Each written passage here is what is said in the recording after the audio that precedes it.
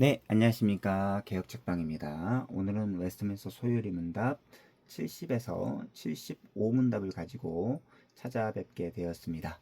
70에서 75문답은 10계명의 7번째와 8번째 계명입니다. 10계명의 7번째 계명은 간음하지 말라. 10계명의 8번째 계명은 도둑질하지 말라인데요. 하나씩 살펴보도록 하겠습니다. 70문답입니다. 제7계명이 무엇입니까? 답은 제7계명은 간음하지 말지니라 하신 것입니다. 제7계명은 결혼 관계를 전제로 하지요. 결혼은 하나님이 짝지어 주신 것을 사람이 나누지 못할지니라는 예수님의 말씀처럼 사람의 필요에 따라서 생긴 제도가 아닙니다. 하나님께서 친히 만드신 제도입니다. 하나님께서는 창세기 1장 28절에서 생육하고 번성하여 땅에 충만하라고 명령하셨죠. 이 명령이 성취되기 위해서는 반드시 남자와 여자가 가정을 이루어서 생육하고 번성하고 충만하도록 해야 되겠지요. 그래서 결혼은 하나님의 뜻에 순종하는, 하나님께 영광을 돌리는 수단이고, 이 결혼을 무시하거나 결혼이 잘못됐다 라고 말하는 사람들은 가정을 무너뜨리는, 하나님 나라를 무너뜨리는 일을 하고 있다 라고 할 수 있습니다. 그래서 성경의 말씀처럼 우리는 성경적 가치관을 가지고 이 세상을 살아야 되겠죠. 기억해야 될 것은 결혼은 절대로 사람이 만든 어떤 제도가 아니라 하나님이 말씀하신 명령이다 라는 것을 기억할 필요가 있습니다.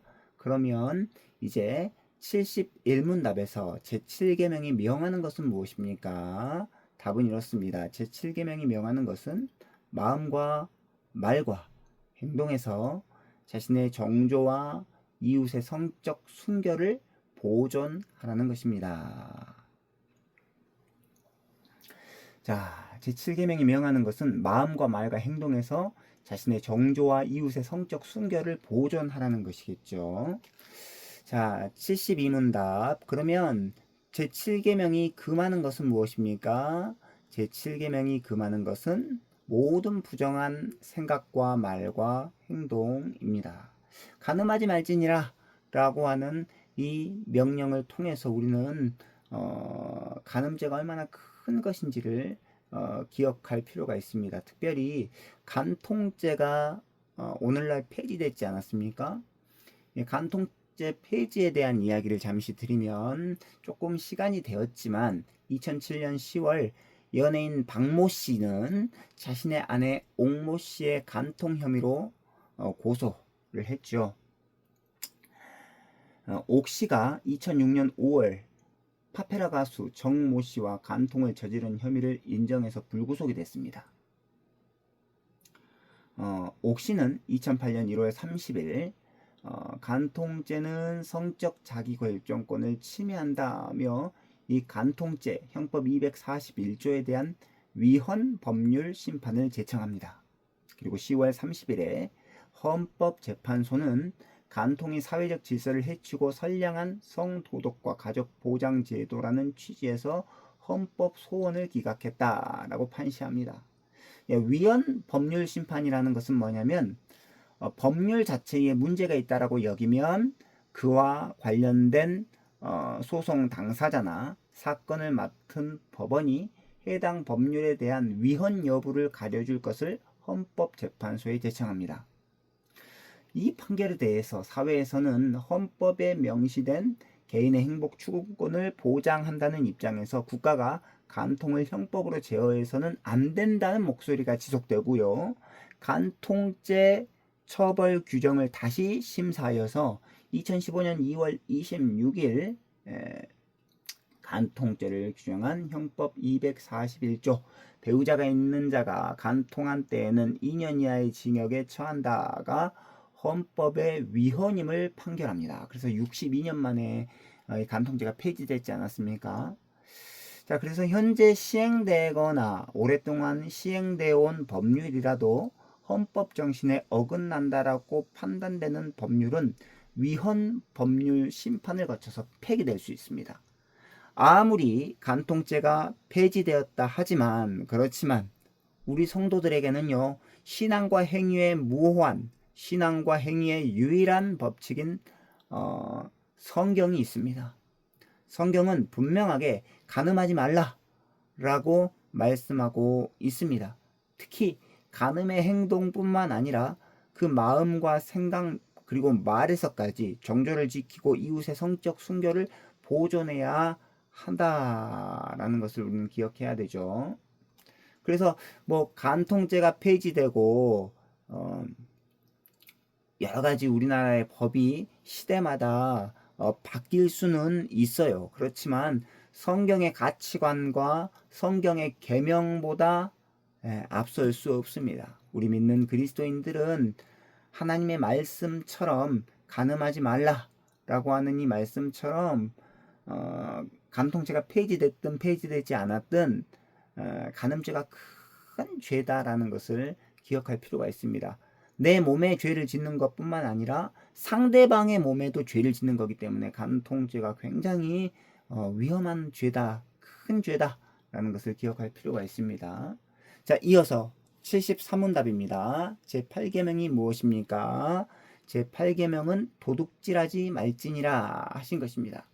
자, 제8계명이 성립되기 위해서는 두 가지가 전제되어야만 합니다. 첫 번째는 사유재산권입니다. 사유재산권. 만약 내 것과 다른 사람의 것이 구분되지 않았다라고 한다면 도둑질이라는 개념 자체가 성립되지 않습니다. 그렇기 때문에 사회주의는 성경적인 제도가 아니죠. 내 것과 네 것이 구분되는 개인의 사유재산을 인정하는 것이 성경적 입장입니다. 그래서 우리가 기억해야 될 것은 사유재산권이 굉장히 중요하다. 내 것과 네 것의 어떤 재산의 구분, 이것이 있어야만 도둑질하지 말라라는 이 말씀, 이것이 바로 성립되죠. 그래서 사회주의가 성경적인 제도가 아니다라는 것을 기억할 필요가 있습니다. 두 번째는 청지기 정신입니다. 도둑질을 하지 말아야 할 1차적인 이유는 모든 것이 하나님의 것이기 때문이죠. 그러니까 우리의 주인은 하나님이십니다. 각 사람에게 있는 우리의 모든 재산은요, 자기의 것이 아니라 바로 주인이신 하나님의 것이고, 그 하나님의 것을 잠시 우리가 빌려서 관리하는 청직이다라는 것을 기억할 필요가 있습니다. 그래서 우리는 모든 것을 하나님의 영광을 나타내는 데 사용해야 된다는 것이죠. 즉 성도의 삶은 사유재산을 인정하되 그것을 하나님의 영광을 위해 사용해야 된다는 것입니다. 이게 중요합니다. 하나님께서 우리 모두에게 재산을 허락해 주셨습니다. 그러나 그것은 우리의 것이 아니라 주인이신 하나님의 것이기 때문에 하나님의 영광을 위해서 그 재산을, 우리에게 맡겨진 재산을 하나님의 영광을 위해서 사용해야 된다라는 거죠. 그래서 시편 89편 11절 하늘이 주의 것이요 땅도 주의 것이라 세계가 그 중에 충만한 것을 주께서 건설하셨나이다. 하늘도 하나님의 것, 땅도 하나님의 것, 세계와 그 중에 모든 충만한 것이 다 하나님의 것입니다. 로마서 11장 36절 이는 만물이 주에게서 나오고 주로 말미암고 주에게로 돌아감이라 그에게 영광이 세세에 있을지어다. 아멘. 고린도전서 10장 31절입니다. 그런즉 너희가 먹든지 마시든지 무엇을 하든지 다 하나님의 영광을 위하여 하라 라고 되어 있습니다. 자, 그래서 이어지는 74문답은 이렇게 묻고 답합니다. 제8계명이 명하는 것은 무엇입니까? 답은 이렇습니다. 제8계명이 명하는 것은 자기 자신이나 다른 사람의 부와 재산을 합법하게 얻고 증진시키라는 것입니다. 도둑질은 이미 가진 것에 대해 만족하지 못하는 것에서부터 시작합니다. 그렇기 때문에 우리는 자족하는 마음을 가져야 되겠죠. 그것이 경건의 큰 유익이 됩니다. 디모데전서 6장 6절로 9절입니다. 그러나 자족하는 마음이 있으면 경건은 큰 이익이 되느니라. 우리가 세상에 아무것도 가지고 온 것이 없음에 또한 아무것도 가지고 가지 못하리니 우리가 먹을 것과 입을 것이 있은즉 족한 줄로 알 것이니라. 부하려 하는 자들은 시험과 올무와 여러 가지 어리석고 해로운 욕심에 떨어지나니 곧 사람으로 파멸과 멸망에 빠지게 하는 것이라. 자, 자족하는 마음이 참 중요하지만 그럼에도 불구하고 자족하는 마음만으로는 부족합니다. 왜냐하면 자기 손으로 수고하여 선한 일을 하라라고 에베소서 4장 28절에서 말씀을 하고 있죠. 이 일을 통해서 수입이 생겼을 때 도둑질을 하지 않게 됩니다. 그러니까 이 일을 하고 자기 손을 통해서 수고하고 노력함으로 말미암아 재산을 가질 수 있죠. 네, 거기에서부터 자족하는 마음이 있어야 됩니다. 그런데 무조건 자족하는 마음이 있어야 된다라고 해가지고 일하지 않고 자기 손으로 수고하지 않고 노력하지 않는 것도 성경적인 가르침이 아니다라는 것을 기억할 필요가 있어요. 자, 75문답입니다. 제8계명이 금하는 것은 무엇입니까? 자, 제8계명이 금하는 것은 자기 자신이나 이웃의 부와 재산에 부당하게 손해를 끼치거나 손해 끼칠 만한 일을 하는 것입니다. 그러니까 수고하지 않고 불로소득을 얻으려고 해서는 안 되겠죠. 자, 우리가 중요한 것은 오늘 그래서 제7계명과 8계명 간음하지 말지니라 그리고 도둑질하지 말지니라 라는 이 말씀을 살펴보았는데요. 오늘 말씀의 요약은 다음과 같습니다. 70문답 그리고 71문답 72문답은 간음하지 말지니라 라고 하는 말씀에 대한 문답입니다. 70문답의 요약은 이렇습니다. 결혼이란 인간의 필요를 채우는 수단이 아니라 하나님께 영광을 돌리는 수단으로서 하나님께서 정하신 것입니다. 71문답은 부부관계에 악영향을 끼치는 모든 생각과 말과 행동이 간음이다 라고 우리에게 알려주고 있습니다.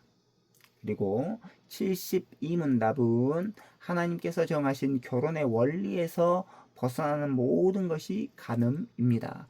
이 세상에 행복 추구권을 앞세워서 간음죄가 62년 만에 폐지가 되었을지라도 하나님께서 정하신 그 결혼의 원리에서 벗어나는 모든 생각과 말 그리고 행동은 간음이다 라는 것을 기억할 필요가 있습니다. 그래서 간통죄에 위배가 되냐 위배가 되지 않느냐 뭐 그런 게 중요한 게 아니고 하나님의 말씀에 따라서 모든 간음죄는 다 죄다 라는 것을 기억할 필요가 있습니다. 우리의 생각과 우리의 마음과 우리의 행동으로 하는 모든 것들은 하나님의 말씀에 맞아야 되겠죠. 그러나 그렇지 않고 부부관계에 악영향을 끼치는 생각과 말과 행동 그리고 실제로 하나님께서 정하신 결혼의 원리에서 벗어나는 모든 것들이 다 간음이다라는 것을 기억할 필요가 있습니다.